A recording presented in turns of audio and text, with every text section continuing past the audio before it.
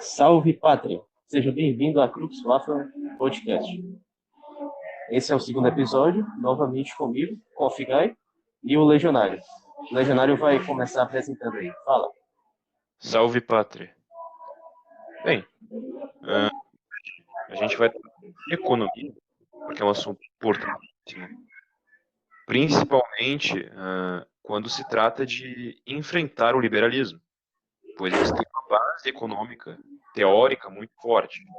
Então é bom a gente ter próprio da nossa economia e, se possível, uma pequena prévia do que nós temos a respeito das outras economias. Portanto, a gente tem aqui uma ordem a seguir. Temos aqui organizado certinho tudo para que a gente possa fazer dentro desse podcast caber os temas que a gente quer falar. Mas o foco aqui será falar a respeito do modelo econômico fascista e do modelo econômico nacional-socialista parcialmente. Aham. Talvez a primeira pergunta relevante de se responder, Sócolo, seja em relação a os objetivos da economia nacionalista. Por que economia fascista e nacional-socialista? Porque alguém pode perguntar, e se seu modelo funciona? O ouvinte pode se perguntar isso, alguém que esteja sendo introduzido à doutrina pode se perguntar isso, mas a pergunta que se faz depois é, funcionar para quê? Funcionar precisa de um objetivo para que o termo faça sentido. Sei lá, se um remédio funciona bem é porque ele mata a doença. Então, qual é o foco da economia fascista? Muito, muito bem colocado, porque isso que você falou é importante levar também. O que significa funcionar? Significa crescer? Significa cumprir certo objetivo? Para isso, a gente tem que entender exatamente qual é o foco dela. E para entender a economia fascista, a gente tem que entender, claro, o corporativismo, que não é algo complicado, é algo tranquilo, mas é importante a gente diferenciar certas coisas aqui. Quando nós falamos corporativismo, as pessoas lembram do corporativismo moderno, que não tem nada a ver com corporativismo. Agora, o que é o corporativismo? O corporativismo, ele surge já na Idade Média, junto com a pintura de ofício, e ele não é nada mais que uma certa organização trabalhista, onde certos grupos de trabalhadores de certas áreas, eles agem como um corpo, como um coletivo, como se todas as forças econômicas tivessem um fim último para qual todos eles estão direcionados. Agora, como que o fascismo trata o corporativismo? O corporativismo medieval, ele era algo mais voluntário, mais próximo de uma cooperativa. Os trabalhadores faziam isso não porque o Estado organizava, mas por conta própria. Agora, no fascismo, é uma organização feita de maneira estatal, ou seja, o Estado organiza as corporações, ou seja, as organizações trabalhistas, coloca elas em conexão com o Estado, todas agindo como um corpo só, como toda uma coisa só. O modelo do fascismo, sendo que ele utiliza do corporativismo para alcançar os seus fins, vira a nação e o bem comum, principalmente. Esses são os dois fatores. Agora, para que a gente entenda o que significa servir o bem comum, analisar as finalidades das outras ideologias. Por exemplo, o socialismo, ele prega servir o povo, mas na prática, já que é muito interessante, obviamente importante a gente analisar principalmente como que ele funciona na prática, o socialismo ele serve o modelo. Ele não serve necessariamente o indivíduo ou sequer o coletivo, mas o modelo.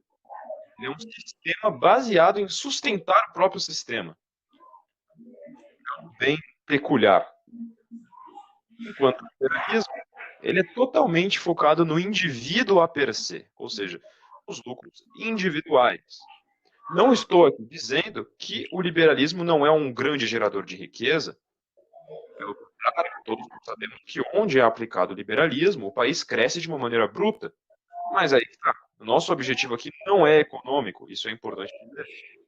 Não seguimos uma linha de pensamento voltada para o lucro, mas para uma base. O que quer dizer por base?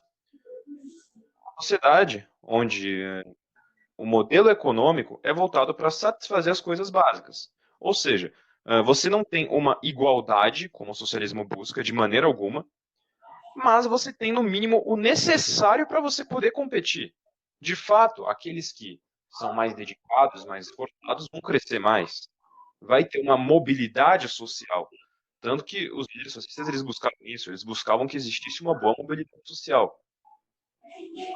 Isso não quer dizer que vai ter uma igualitação. Ele não vai chegar e vai falar que o rico não pode enriquecer, que o classe média não pode enriquecer, que o pobre não pode enriquecer. Não. Agora, eles vão ter lá a sua base. Agora, como que isso funciona?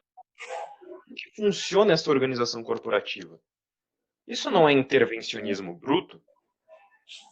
Porque quando nós lemos os livros da escola austríaca, nós somos introduzidos a essa economia através da escola austríaca, nós acabamos não entendendo certas coisas. A gente pensa, ok, mas por que que uma economia que nem sequer é voltada para o lucro, mas sim para os indivíduos, e que ainda por cima tem tanta ação governamental, que ela consegue crescer da maneira como cresce? Eu digo isso pois, mesmo que ela não tenha um intuito necessariamente de economia, mas isso não quer dizer que ela não tem intuito desenvolvimentista. Ela tem um caráter desenvolvimentista. Mesmo assim, ela consegue crescer muito economicamente. E isso é o que explicaremos agora. O corporativismo, ele não é uma ação unilateral. O governo não vai chegar lá e vai fazer uma regulação que vai quebrar o empresário. E se ele fizer, ele vai voltar atrás, porque não é. Ele não tem uma coisa fixa para fazer, ele não vai seguir 100% de uma maneira. Por exemplo, o liberal, ele sempre vai ter que tender para o liberalismo. Ele não pode fazer um intervencionismo ou outro, senão ele vai estar quebrando o seu sistema. Se o cara é liberal, logo ele tem que ser 100% contra a regulação estatal. E se o cara é socialista, a mesma coisa. Ele não pode nunca abrir um pouquinho o mercado ou fazer outra coisa. Não estou falando que não acontece. Acontece no caso da China, só que aquilo já virou outra coisa. Agora, no corporativismo, na economia fascista, que é pragmática, ela adota a economia de acordo com a necessidade. Ou seja, se ele percebe que o intervencionismo, num certo contexto, não está sendo muito bom, ele vai dar uma afrouxada na economia. E se ele ver que o liberalismo está causando um problema, ele vai dar uma pressionada na economia. A gente teve esses casos, inclusive, no pouco tempo que o fascismo durou, a gente pôde observar a maneira como isso se desenrolou. Agora, no que trata de intervenção, não quer dizer que o mercado não funciona, não é um mercado engessado, onde você vai ter dificuldade para criar o seu negócio, onde o Estado persegue o empreendedor, de maneira nenhuma, pelo contrário. Diferente da visão socialista, onde a classe trabalhadora é somente os que trabalham, o empresário também é classe trabalhadora. Ou seja, ele também age da mesma maneira, ele também tem uma função cataláctica igual à do trabalhador, um consumidor e também é um trabalhador. Ou seja, o empresário ele também é auxiliado pelo modelo corporativo. Ele também tem o seu auxílio, ele também tem o seu estímulo para que ele possa crescer. O que iremos falar mais à frente quando eu for falar da questão dos bancos. Né? Só que isso eu vou falar mais para frente quando eu for falar do Gottfried Feder. Agora, com esse modelo, onde nós temos essa organização, esta ordem diferente, esse pragmatismo, que são características essenciais que a gente nunca pode deixar de lado, intervenção bruta. O mercado consegue se desenvolver, ele consegue crescer. Mas quando é necessário agir, o Estado age. O Mussolini, no programa do Partido Nacional Fascista, ele esclarece lá que o Estado fascista, ele dentro, claro, daquilo que ele pega, do nacionalismo e tudo mais, como parâmetro, ele vai agir conforme for necessário. Se ele vê que algo é necessário privatizar e que privatizar aquilo não vai quebrar a indústria nacional, ou seja, vamos supor que se eu privatizar certa coisa, isso vai, por exemplo, deixar mais barato e mais acessível para a população. Então, pode ser privatizado. Você não está fazendo um problema. E, claro, privatizado dentro do país, não vai privatizar para um estrangeiro. Agora, se ele vê que é benéfico tornar algo público, porque de fato não vai criar nenhum problema inflacionário, não vai desequilibrar nada e vai tornar mais acessível aquele produto, então aquilo vai se tornar público. Não existe aquela coisa de que o liberal tem, de que, por exemplo, não, tudo bem, mas de nenhuma maneira você pode tornar algo público. E nem aquilo que nós temos dos intervencionistas mais brutos de não privatiza nada. Não, existe meio termo, existem suas regras, existe uma ordem, segundo as condições. E depois, é claro, nenhuma dessas organizações é absoluta. Vamos explicar mais à frente com Friedrich List.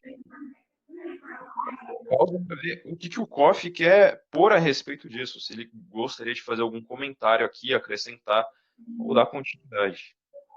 Essa primeira introdução foi muito rica e muita coisa do que você falou e observou sobre o corporativismo implementado pelo Duce na Itália e descrito por ele no programa, etc.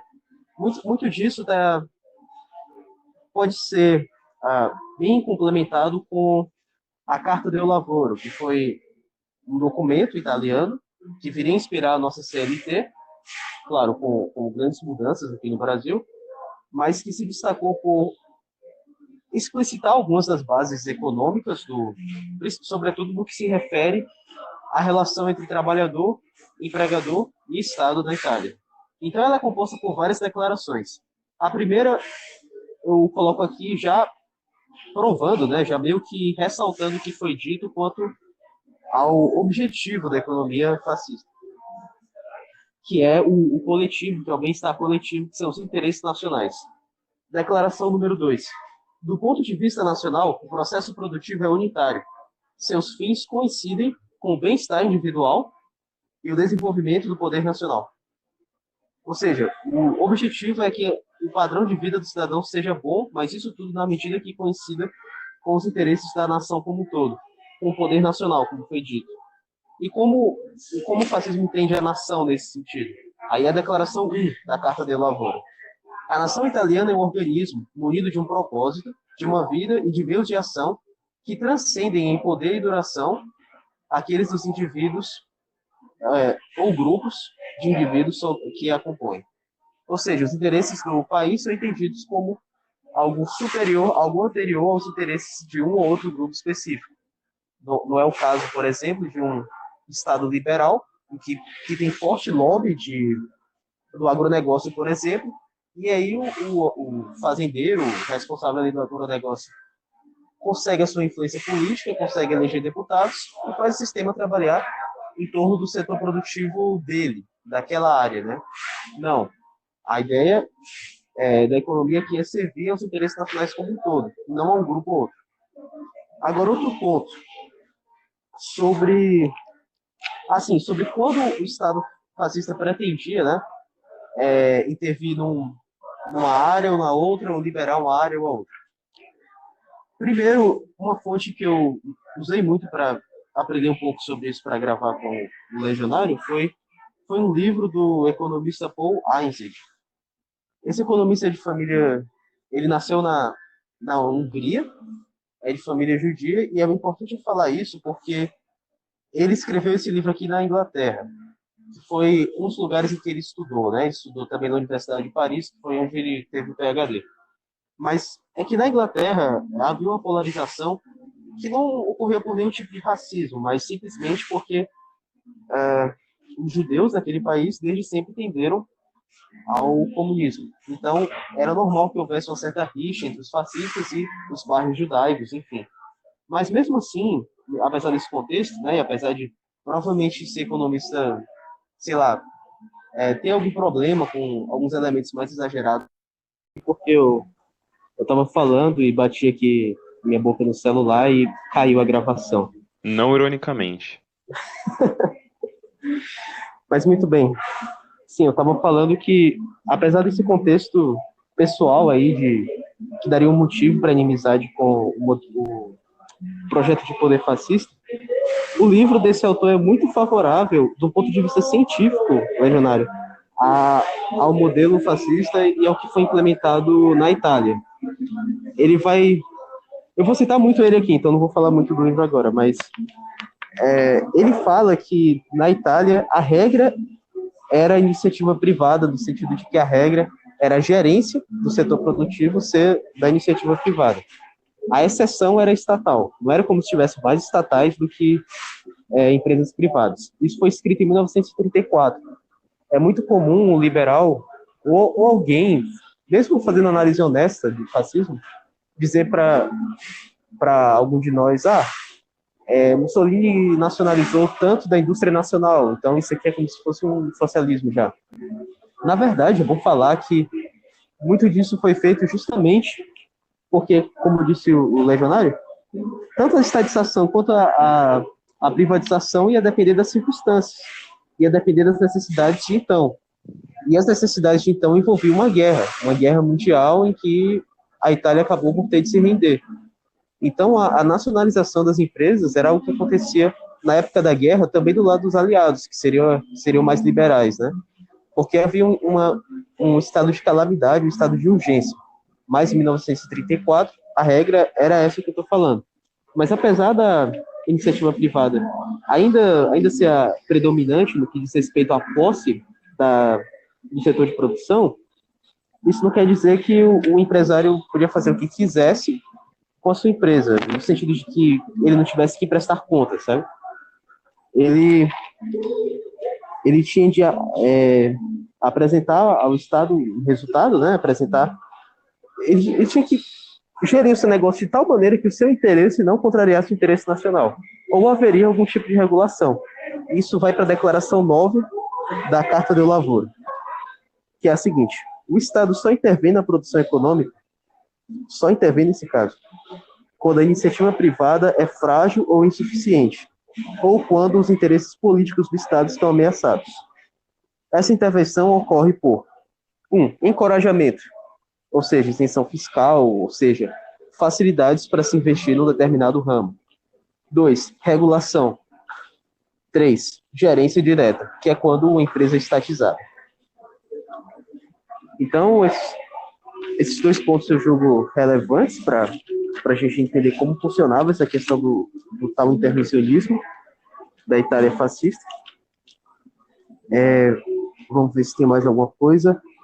Tá. E por último, só para complementar mesmo, quanto ao que o legionário bem lembrou sobre uma noção um pouco errada que se pode ter de que, mais do lado liberal, né? De que o nosso modelo, de que o modelo do Fascio, proporia uma regulação total do que o empresário deve fazer milimetricamente, de tal maneira que ele não tivesse liberdade nenhuma e tivesse que fechar as portas. Mais ou menos como os progressistas querem fazer hoje, proibindo o empresário de vender canudo de plástico, exigindo que ele tenha, sei lá, banheiro para transgênero, banheiro para cachorro. 5 mil de salário mínimo. 5 mil de salário mínimo. Tipo de coisa insana. Mas, na verdade, quanto à questão dos salários em específico, e bem lembrado aí, os salários eles não eram fixos nem rigidamente determinados. Havia noção de salário mínimo e tal, mas os salários eram definidos pelas corporações em negociação do setor dos empresários, que eram entendidos como trabalhadores, não eram excluídos da negociação, e os trabalhadores. Não era uma negociação direta, como hoje, que o trabalhador é claramente mais vulnerável, que é o que o governo atual e o setor liberal quer fazer, que é tirar o poder da CLT para o empresário negociar diretamente com o trabalhador e ter uma vantagem, né? Não, eram definidos por negociações com as corporações, reguladas pelo aparato estatal. Mas não era como se o Estado definisse, você tem que pagar tanto num cara para cortar sua grama, sendo que não faz sentido, vale mais a pena você cortar sua grama e aí o cara vai perder o emprego. Não era nada disso. Essas são as colocações que eu queria fazer nesse começo, para complementar a já boa introdução do legionário. Inclusive, Koff, tem um negócio interessante de se dizer, porque o Hayek, ele teve certa sinceridade quando ele afirmou que o corporativismo do Salazar tinha mais liberdade econômica que no resto dos países que não eram corporativistas, muito menos fascistas. Ou seja, isso que eles dizem da falta de liberdade econômica é um mito. Simplesmente a intervenção ocorria, como você disse, quando tinha uma fragilidade ou insuficiência do setor privado. Nada mais nada menos que isso. Bem lembrado. Só que, claro, a gente tem um estereótipo muito forte do que significa intervencionismo. Quando nós escutamos a palavra intervencionismo, a primeira coisa que nos vem à cabeça é o cara de sindicato querendo que você produza algo por 5 vezes mais barato do que o custo de produção. É o que a gente imagina, só que isso não pode acontecer. Existe um acordo, existe uma organização. Inclusive, Koff, eu acho excelente que você comentou essa questão dos salários, de que eles eram definidos segundo as corporações. Porque, obviamente, se você não pode determinar um salário específico para toda a nação, você tem que ter uma fluidez, uma liquidez nessa organização trabalhista, porque ela não é algo rígido. Ou seja, a gente pega a democracia moderna, atual, e a gente compara com o regime fascista, e o regime fascista tinha uma liquidez na organização cataláctica absurdamente mais desenvolvida. Uma coisa absurda. Sem sombra de dúvidas.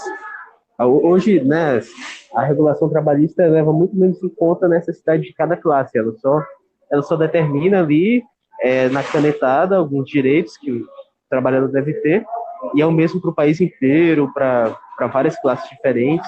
Não tem sentido. Sim, sim.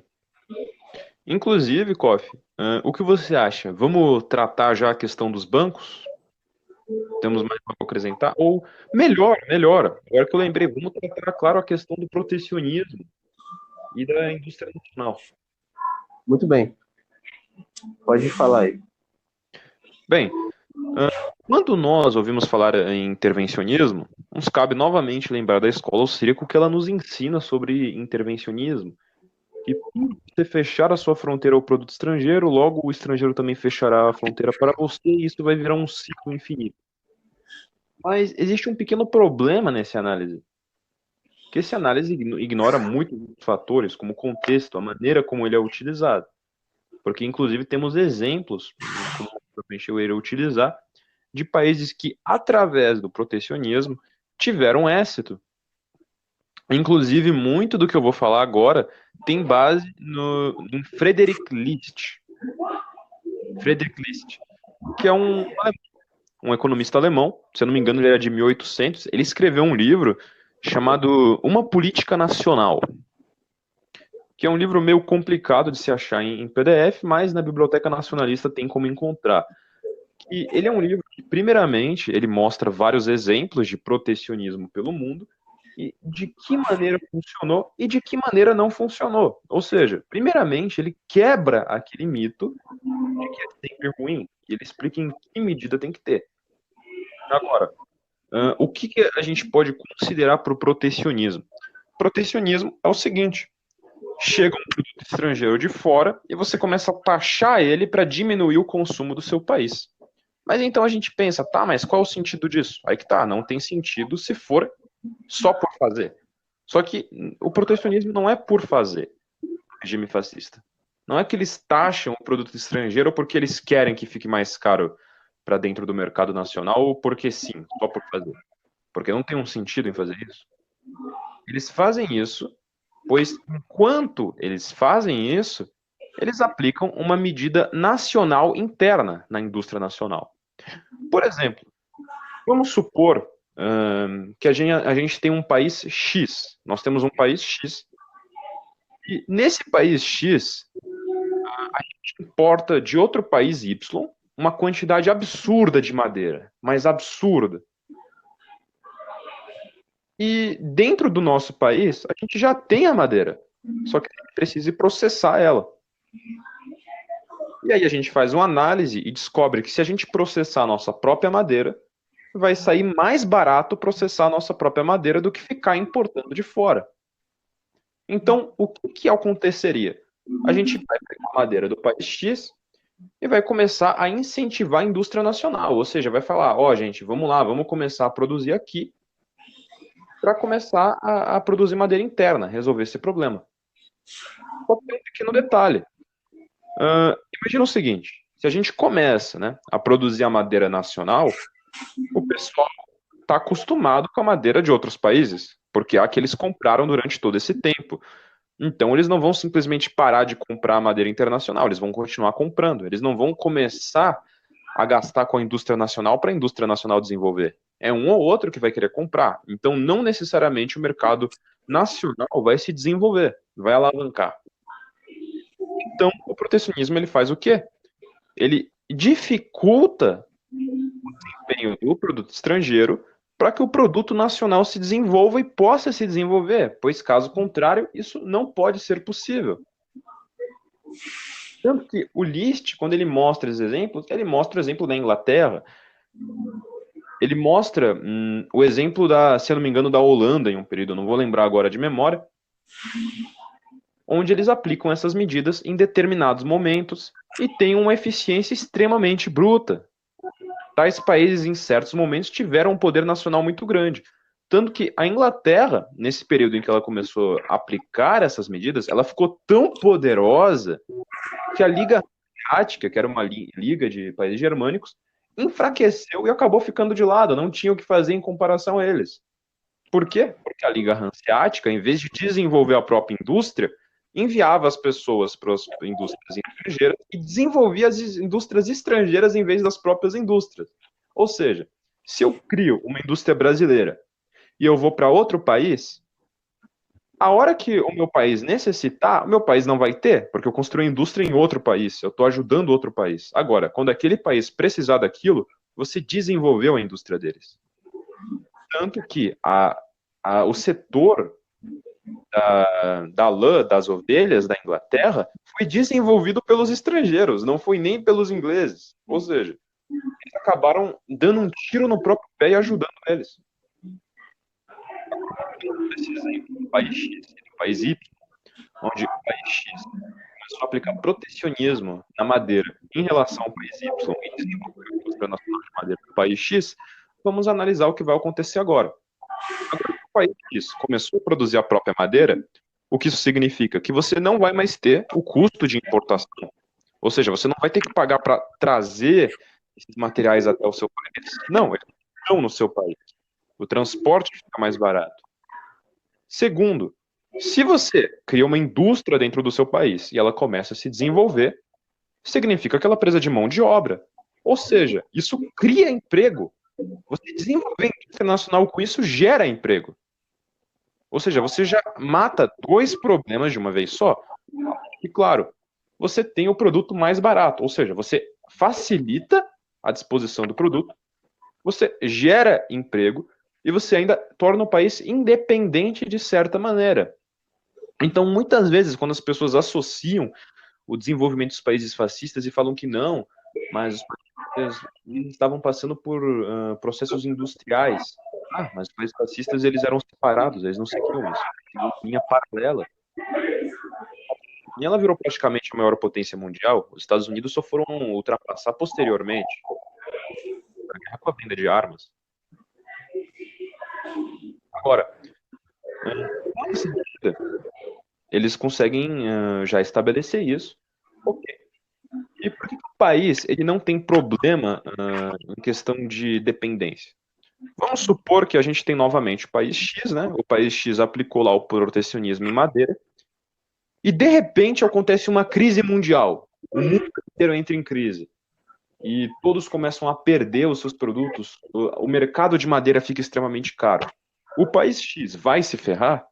É óbvio que não, porque eles têm a própria madeira deles. Por que eles iriam se ferrar? Enquanto todos os países vão entrar em crise, porque eles não têm uma indústria própria desenvolvida, ou no mínimo para segurar isso, o país X vai poder se segurar. Tanto que nesses países, o efeito da crise de 29 foi menor. Afetou, claro, afetou, mas não com tanto impacto quanto poderia afetar. Até porque o impacto da crise de 29 na Itália, por exemplo, teria sido menor se tivesse um avanço maior dessa política nacional.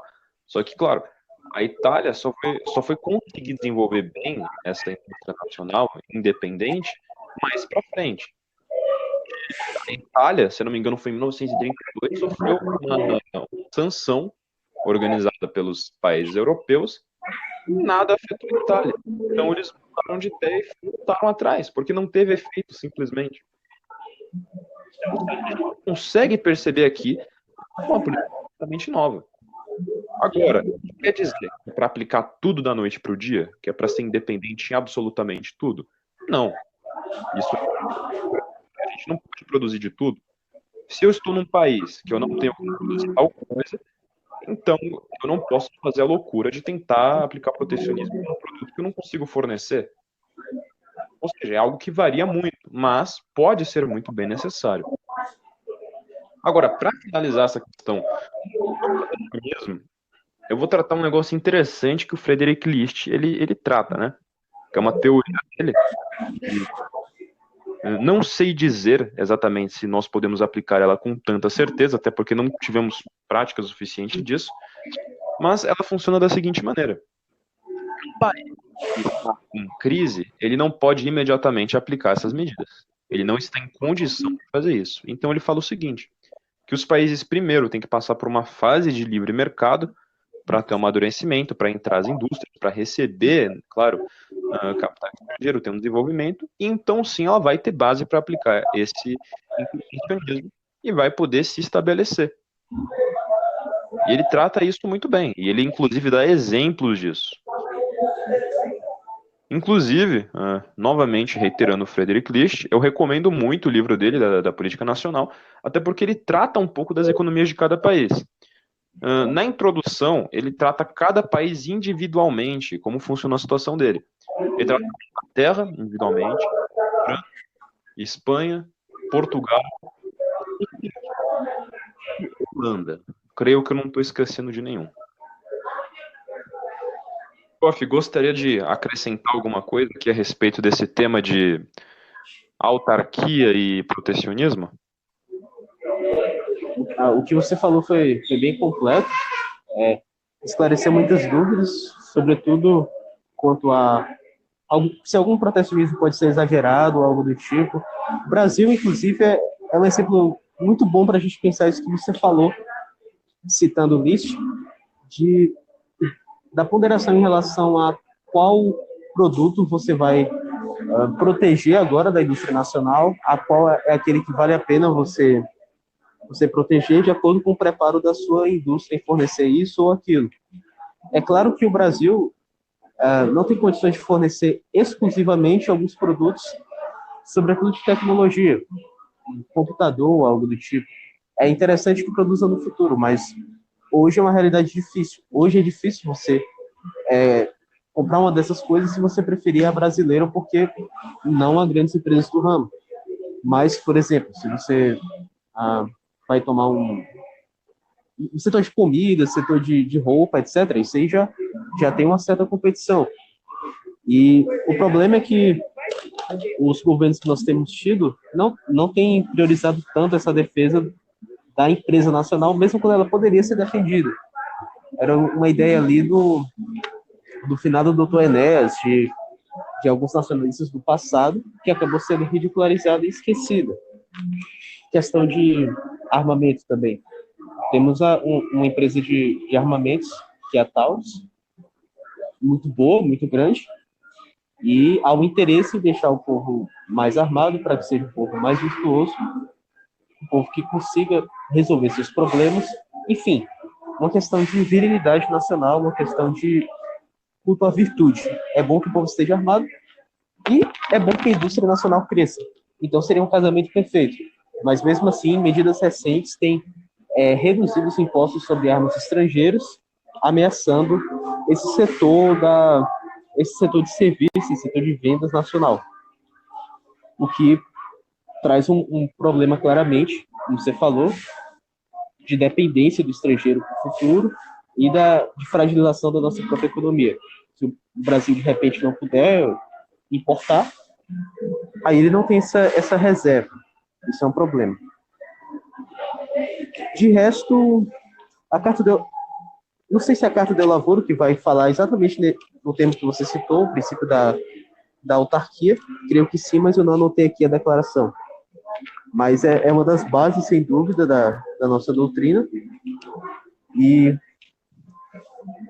e nós aprendemos bastante com a crise de 29, inclusive. Deu uma lição no mundo inteiro e também no nosso país, por meio do presidente da época, Getúlio Vargas, que, aprendendo a lição daí, passou a proteger a indústria nacional de diversas formas, criou a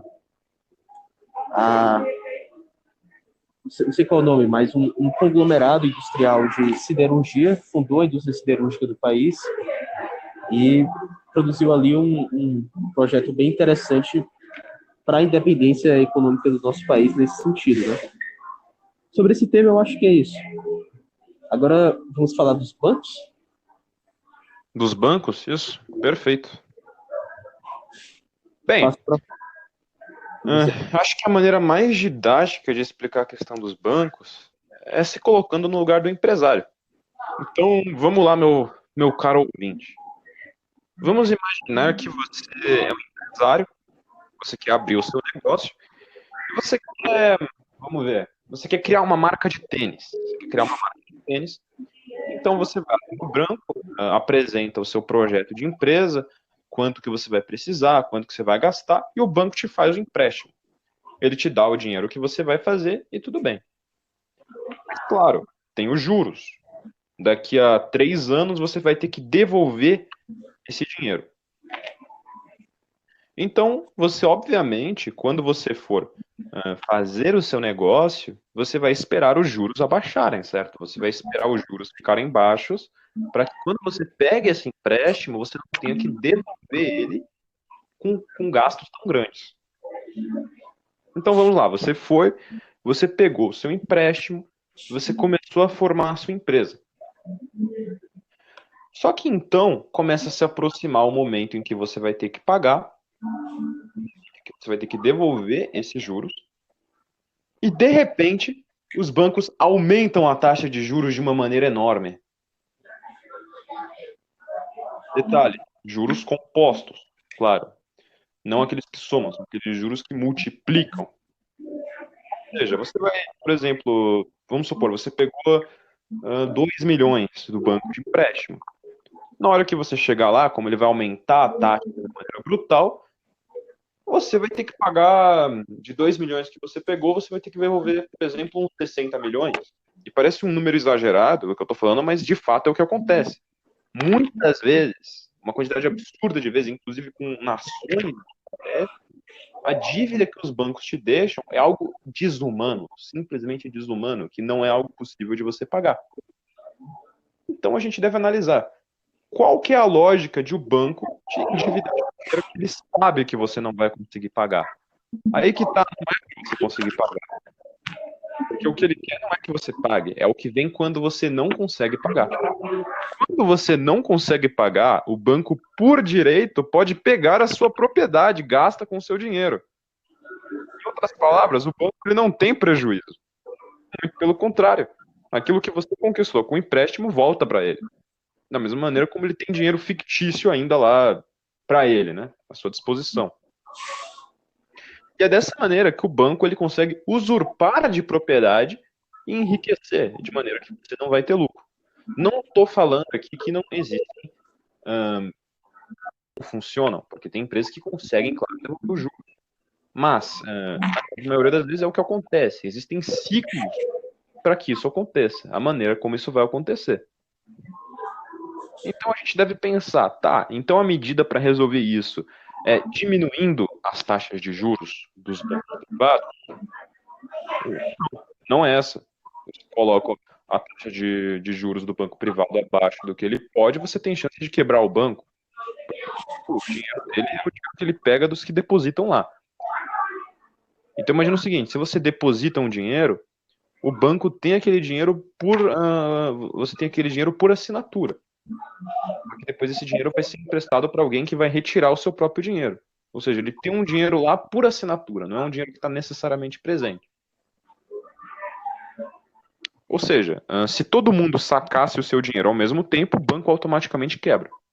E sabemos que se um banco quebra, muitas pessoas não vão ter o seu dinheiro devolvido, vai ter uma crise, isso vai dar problemas catastróficos que vai entrar em sequência, porque os bancos depositam para os outros, então acaba que isso gera um efeito cascata. Um banco quebra, aí o outro ou fica à mercê de quebrar ou quebra também.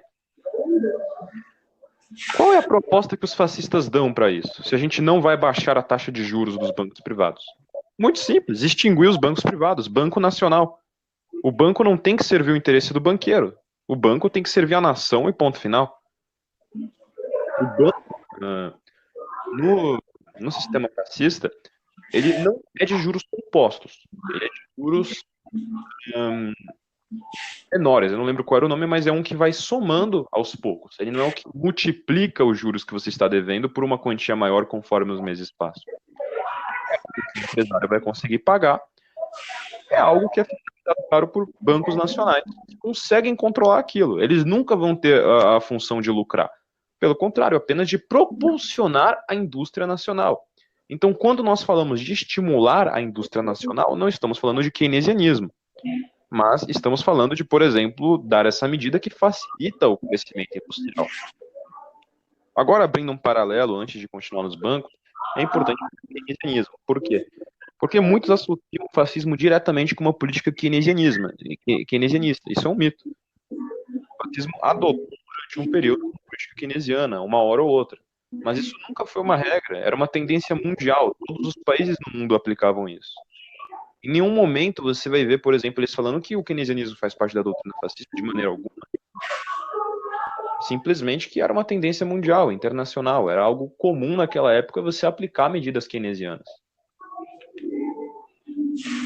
Agora, prosseguindo com a questão dos bancos, quem que trata essa questão dos bancos? É um economista do Terceiro Reich, né, da Alemanha. Não falarei o sistema, pois o bot pega. O nome deste nosso caro economista, Gottfried Feder. Ele escreveu um livro chamado Manifesto contra a Escravidão dos Juros, que ele exatamente trata essa questão dos bancos, da maneira como eles funcionavam. Então, na Alemanha, a gente teve essa nacionalização dos bancos, né, que eles já resolveram esse problema, chamado Sistema Econômico da Alemanha Nacional Socialista. Agora, a Alemanha Nacional Socialista era corporativista? Não. Mas ela tinha uma base muito parecida, eram economias semelhantes. A economia alemã, ela aplicava um modelo chamado Volkswirtschaft, que traduzindo, Volks, povo, Wirtschaft, economia do povo, no qual era praticamente o mesmo princípio, em questão de como que ele vai servir o empresário, como que ele vai servir o trabalhador, mas a diferença crucial aqui que nós tínhamos era que não tinha as câmaras corporativas, não eram organizações trabalhistas que negociavam. Nesse caso, era o alto comando diretamente que comandava o rumo econômico. Agora, eu acho importante ressaltar aqui que, claro, nós apoiamos a ideologia dos alemães. Nós estamos completamente distantes disso, de maneira alguma. Mas acho bom ressaltar que o modelo econômico deles era excelente. Era um modelo muito funcional. O socialismo, quando eles se dizem socialistas, eles não usam o sentido marxista. É importante se lembrar disso. Eles usam realmente o sentido social, o sentido trabalhista, que une as classes, que quebra esse problema. E bem, acho que dos bancos isso era o que tinha para dizer, né? Koff, você gostaria de dar algum acréscimo? Excelente explicação. Introduziu aí um dos pontos do fascismo da terceira posição, que são mais universais, na verdade, que é a nacionalização dos bancos. Essa proposta pertence aos nacionalsocialistas também, era uma das metas do integralismo no Brasil. Eles não gostam muito de ser associados a outros movimentos, mas como a gente está fazendo análise do corporativismo em geral, cabe ressaltar também a manifestação dele em diversos países, não só na Itália, que é o nosso padrão de referência. A questão citada pelo Sokolov muito bem em relação aos juros é relevante também pelo lado religioso aqui da nossa do nosso grupo, da Cruz Faf, porque entra na questão de um dos pecados muito comuns no meio dos bancos, no meio dos capitalistas em geral, difíceis um pouco de se discernir com precisão, mas um pecado muito relevante e perigoso chamado pecado da usura. A doutrina católica é bem precisa em relação a esse pecado e condenou o avanço dos bancos na época da Idade Média, justamente por essa questão que o legionário mencionou. Eram aplicados juros compostos, que, no caso, seriam o quê? Se os juros compostos são de 20%, vou pegar um exemplo um pouquinho absurdo aqui, quer dizer que se eu estou devendo R$ 1 no mês que vem, os juros ao mês, né, eu vou dever 1,2. Só que no mês seguinte, aumenta, você paga, ao invés de 1,2, você paga 1,4? Não, você paga 1,2 vezes 1,2, paga 1,44. Ou seja, o quanto você deve vai aumentando. Então, o banqueiro ele se torna um dono do seu tempo. Ele consegue lucrar em torno do tempo sem produzir, de fato, para o país, né? E com o objetivo ali individualista, o objetivo burguês. Então, existe essa doutrina católica bem precisa, mas a mera leitura da Bíblia ela já vai condenar isso, pelo menos quando feito de uma maneira exploratória, várias vezes. Vai condenar desde o Antigo Testamento. Vai em Ezequiel, se não me engano, mas existem muitas passagens em torno disso. Ela vai condenar aqueles elementos do povo de Deus, né, do povo escolhido, que já naquela época cometiam a crueldade, assim, tinham a frieza de colocar juros altos ali para emprestar dinheiro a pessoas necessitadas e sabendo que elas não teriam como corresponder àqueles juros no futuro. Então, a solução não poderia ser mais acertada, apesar de ser bem difícil, mas não poderia ser mais precisa. Nacionalizar o banco para que ele não tenha mais esse interesse de enriquecer uma pessoa tanto quanto ela queira.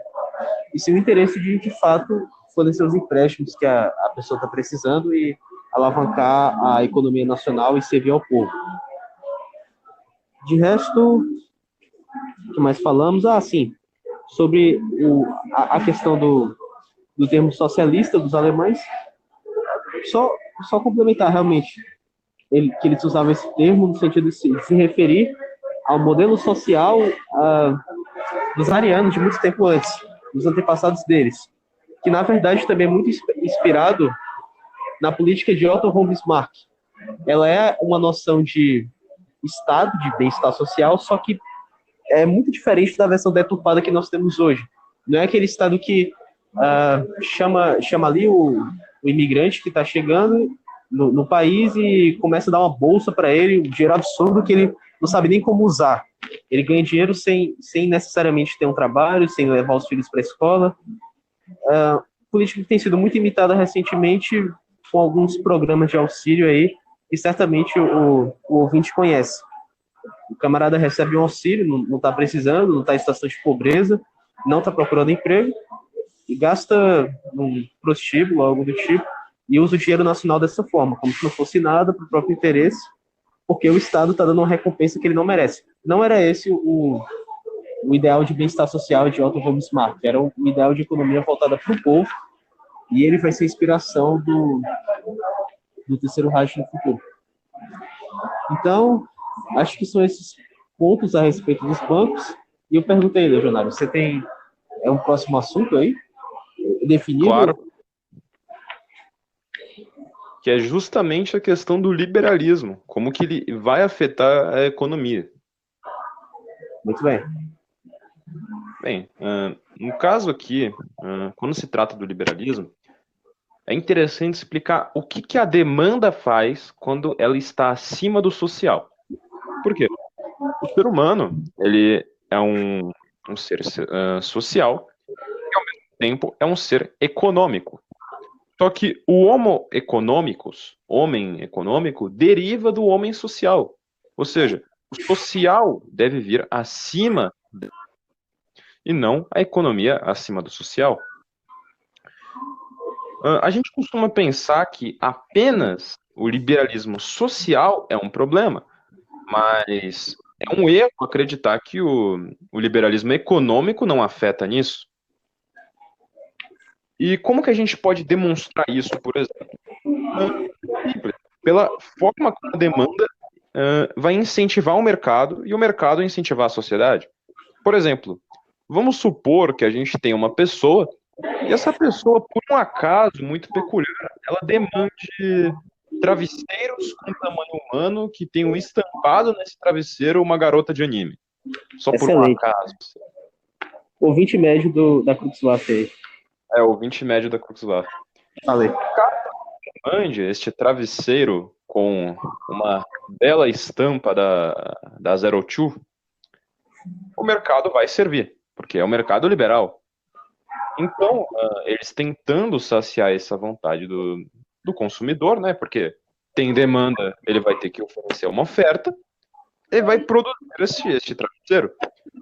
Com a venda desse produto, a doentia vai ser atendida. Logo, vai se tornar algo comum e socialmente aceito. O mesmo acontece com outros produtos do mercado. Tanto que a sexualização moderna, ela é muito culpa do liberalismo. Por exemplo, quando você vai jogar um jogo e a garota do jogo tem um decotezão. Por quê? Porque vende melhor? Porque o cara vai clicar? Ou seja, isso entra nos mínimos detalhes. O Alexander Dugin, por mais que eu não goste muito dele, ele falou um negócio muito interessante, que depois que o fascismo e o socialismo acabaram, o liberalismo ele não virou mais um sistema econômico ou social. Ele virou a realidade, ele virou um pós-liberalismo. Ele parou de existir e se tornou uma pós-realidade. Ele virou tudo que a gente toca. Quando a gente mexe no computador, a gente está mexendo em um fruto do liberalismo. Quando a gente respira, a gente está sendo liberal. Absolutamente tudo que a gente faz virou fruto do liberalismo. Até o modo de viver virou fruto do liberalismo. Coisas como, por exemplo, você se sustentar por TikTok, esse ser o seu trabalho. Ou ser youtuber, não estou aqui criticando como meio de sustento, porque é útil, mas como profissão, eu digo. Coisas como futuramente surgimento de sindicato de youtubers, coisa que inclusive acabou surgindo. Tudo isso fruto do liberalismo. Então, se nós vemos uma oferta muito grande de sexualização em todos os produtos, jogos, mídia, em cada detalhe, é porque a demanda está acima do social, a demanda está acima da vontade das pessoas. Ou seja, a gente acaba matando a decência, acaba matando qualquer tipo de pureza pelo simples prazer. O mercado pornográfico não é diferente, ele é um mercado que satisfaz o prazer e ele é atendido muito bem pelo liberalismo. Bem claro, no mau sentido, porque isso não é algo bom. Agora, muitos liberais, não, mas isso que você está falando não é liberalismo. Você vai falar que o Brasil ele é liberal? Você vai falar que tal país é liberal? Bem, o que a gente pode entender por liberalismo econômico? Primeiramente, a gente não pode usar a definição austríaca disso, se a gente quiser falar dele na prática. Por quê? Porque nunca, da mesma maneira como nunca existiu o socialismo na prática, nunca existiu o liberalismo na prática. Porque o liberalismo é o quê? Quando o Estado age 0% sobre a propriedade privada. E apenas o Estado fornece a segurança e nada mais. A função do Estado é segurança e todo o resto são os meios privados que resolvem. Isso é liberalismo. E tem um imposto só para manter o Estado. Agora, qual foi a vez na história que isso existiu? Isso não existiu e nem vai existir. A gente não pode falar que o socialismo não existe só porque nunca existiu o socialismo real. A gente tem que chamar aquele sistema de alguma coisa. A mesma coisa nós fazemos com o liberalismo. Mesmo que o Brasil tenha muita regulação, ele é controlado pela demanda. A gente já pode traçar aqui um aspecto liberal. Até países socialistas podem ter aspectos liberais nos dias de hoje. Vamos dar como exemplo a China. A China agora que está tentando reverter esses aspectos, tentando dar um ar viril com as últimas medidas que o Xi Jinping fez. Mas você pode pegar os chineses atuais, os caras também estão metidos no TikTok, não é diferente, eles não estão em uma graduação diferente. Quer resolver esse tipo de problema. pegando aqui a linha do tempo de como que funcionou a economia fascista, a gente tem que lembrar que naquela época eles estavam resgatando o corporativismo e estavam tentando desenvolver um modelo. Porque na hora, eles tinham lá vários economistas, né, na Câmara Corporativa. Infelizmente, como a ideologia era muito nova, não haviam ainda economistas fascistas tão preparados. Então, Mussolini, ele dispunhava de muitos economistas que nem sequer eram fascistas. Então, lá você tinha alguns mais para a direita, outros mais para a esquerda. Você tinha uma variação muito grande de economistas. Então, era com esse arsenal que punhava de algum poder econômico. Era através disso que ele tinha que conseguir fazer as coisas. Além de que as academias econômicas da Itália tinham uma liberdade muito grande e eram predominantemente voltadas para a economia tradicional e não para a economia corporativa ou economia fascista. Ou seja, os economistas saíam da faculdade não formados para ser fascistas, mas formados para ser um economista tradicional. Tanto que nas livrarias, inclusive é interessante falar disso, porque a gente tem muitos estereótipos a respeito de como funcionava a mídia no fascismo, você tinha uma demanda maior de livros estrangeiros de outro tipo de ideologia do que do fascismo. O que é algo muito peculiar e até engraçado de se saber. Agora, a respeito das medidas econômicas, como a economia é pragmática, ela passou por certas mudanças. Houve períodos em que ela ficou mais frouxa, houve períodos que ela ficou mais fixa, houve períodos onde não teve tantos acertos assim. Inclusive, existia um período da Itália, que se eu não me engano, durou 2 anos, onde a Itália migrou para uma economia mista tradicional. E depois ela voltou novamente com um modelo corporativo. Ludwig von Mises, no livro Caos Planejado, quando ele fala a respeito da economia fascista, ele faz uma crítica falando que o corporativismo fascista não era nada mais que uma economia mista. Só que Mises comete um erro muito grande quando ele fala disso. Se ele estivesse se referindo somente àqueles poucos anos em que a Itália adotou isso, então até que a gente poderia concordar. Mas ele tratou a economia fascista como um todo, dessa maneira, sendo uma economia mista tradicional. E não, ela não era dessa maneira, ela simplesmente era pragmática da maneira como explicamos. Ele dizia que o corporativismo era um socialismo de guilda. E ainda por cima dizia que o socialismo de guilda, que era uma ideologia que se provou não aplicado, foi adaptado com o nome de fascismo. O que não tem nada a ver, são ideologias diferentes, nem Portanto, Mises, por mais que seja um grande economista, ele não conseguiu fazer um bom análise da economia fascista. Até porque a economia fascista é muito difícil de se analisar, porque ela é muito variada, ela é muito diversa, ela abrange um conceito novo. Você não tinha naquela época o costume das pessoas de que não, uma economia assim, como assim uma economia pode tanto ser mais afrouxada quanto mais rígida? Como assim ela pode adotar as duas medidas? Como assim ela é pragmática? Isso simplesmente não cabia no pensamento da época. Ou você era keynesiano, ou você era liberal, ou você era intervencionista, ou você era socialista. Não tinha como você fazer uma mescla. Isso não cabia dos economistas. Mas, creio eu que seja uma questão mais para mesmo denegrir, mais uma questão de combate. Até porque quem que vai negar a crítica de criticando a economia fascista? Afinal, são fascistas, por que vamos defender? Deixa criticar, não vamos corrigir os erros que tem aqui. E ele acaba fazendo essa análise, eu diria, pobre, até porque um dos livros mais pobres de Mises, se tratando de informação, é o Caos Planejado, onde ele faz essa análise da economia fascista e nazista. Ah, não, pera, soltei a palavra aqui, não pode. Tá, Não, relaxa. Agora, quando Mises fala do Volkswirtschaft alemão, ele fala de uma maneira como se fosse um intervencionismo totalmente bruto, onde não existisse nenhum tipo de liberdade. A maneira como ele trata aquilo. Por exemplo, Mises, ele vai falar do Volkswirtschaft e ele fala o seguinte, o Estado controlava a maneira como vai ser produzido, a quantidade, para quem. A impressão que dá quando você está lendo Mises é de que você está lá no Estado Nacional Socialista, você cria a sua empresa, aí vai chegar o cara do governo e vai falar, você vai vender para aquele cara ali por esse aqui, você vai vender esse produto. Não era assim.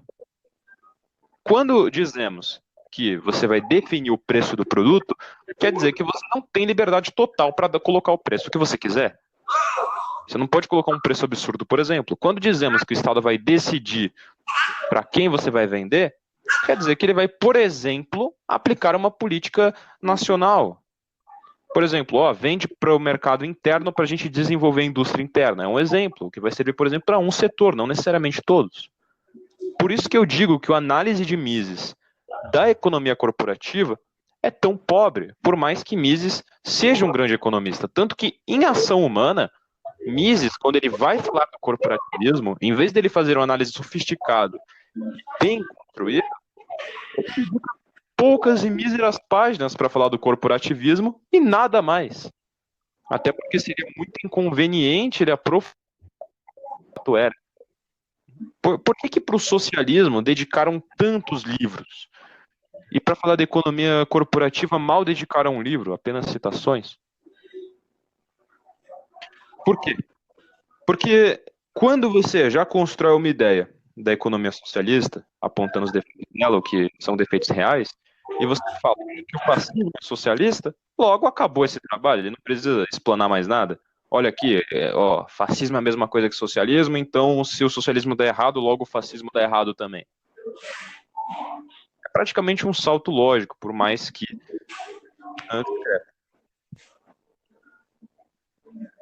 Bem, colocações finais que eu poderia dar é que, a respeito dos bancos, existe um livro muito bom do Gustavo Barroso a respeito disso, chamado Brasil, Colônia de Banqueiros.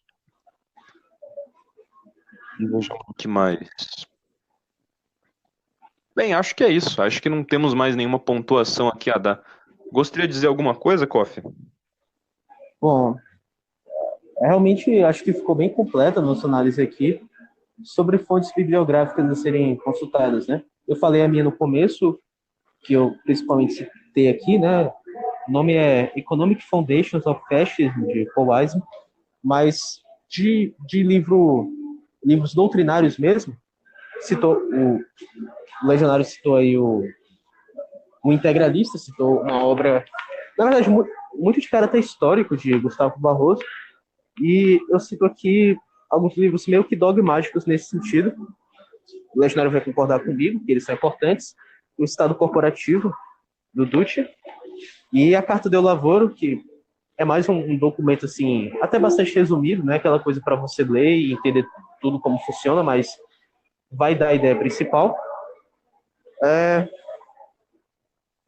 Principalmente esses, e se o ouvinte quiser saber também sobre o economista citado pelo Legionário, Gottfried Feder, tem o livro que ele citou aí, Manifesto pela Abolição da Escravidão por Juros. Não sei se tem em português, mas em inglês com certeza tem na Biblioteca Nacionalista. Para ter acesso a essas coisas também, a gente recomenda que você entre no nosso Discord, que é um espaço em que tem mais liberdade para enviar PDFs e links e coisas do tipo, e conversar mais sobre o ideal e sobre a doutrina do fascismo. Acho que é isso. Inclusive, vamos aproveitar aqui para fazer uma divulgação, né, do primeiro lançamento da Cruxwaffe. O nosso querido Kofi, ele recentemente, ele terminou a primeira tradução nossa. Ele pegou o The Creed of Fascist Revolutionary e traduziu. Agora a gente já tem uma versão brasileira, né? Kofi, poderia, por favor, né, o autor falar um pouco aqui a respeito? Muito bem, muito bem. O livro, esse nome que o Legionário falou, Creed of a Revolutionary Fascist, desculpa, eu sempre troco, Fascist Revolutionary, ou seja, o credo de um revolucionário fascista.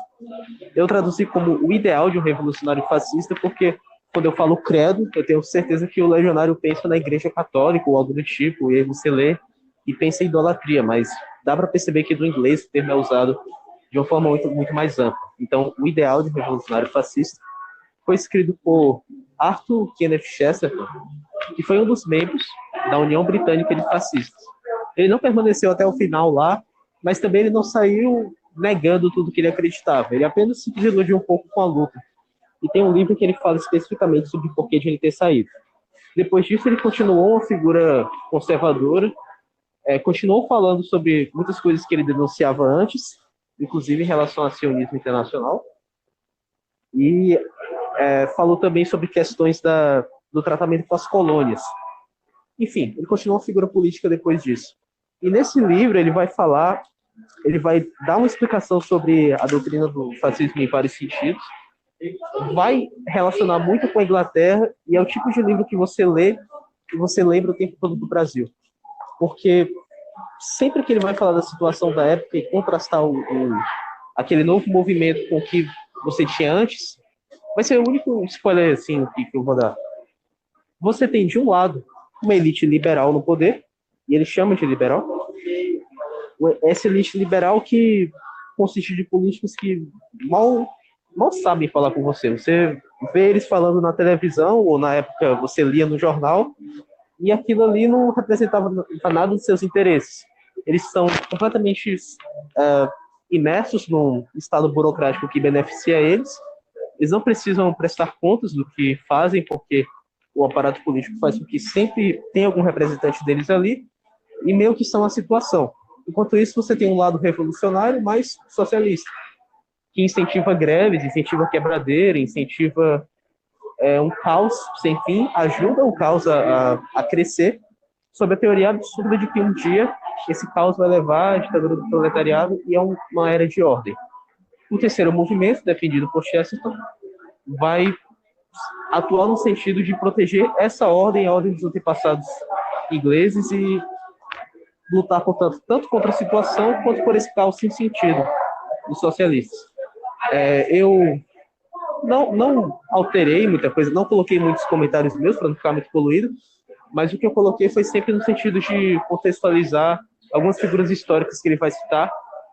É um livro curto assim, mas acho que é um bom começo para essa iniciativa aqui que nós pretendemos manter, para garantir mais material de terceira posição para o brasileiro ter um maior cabouço de informações para formular sua doutrina e revoltar-se contra a situação do país, né? Bem, pedimos aqui. Creio que essa foi uma boa introdução a respeito do tema econômico. No caso, demos algumas recomendações de livros. Caso vocês perguntem alguma coisa, nós também responderemos a respeito de recomendação de livro e tudo mais, porque é um tema importantíssimo, que não pode nunca ficar de lado. E bem, eu peço desculpas pela, digamos, falta de equipamentos tão bons, até porque nós somos, bem, está começando, não temos assim tantos recursos, mas pretendemos, claro, ir melhorando a qualidade dos nossos materiais conforme o tempo for passando. Mas nós agradecemos ao ouvinte que escutou até aqui.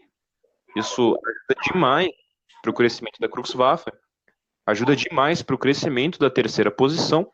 Nós, claro, pretendemos continuar aqui com o nosso trabalho, pretendemos levar isso adiante, pretendemos espalhar essa ideia, principalmente a ideia.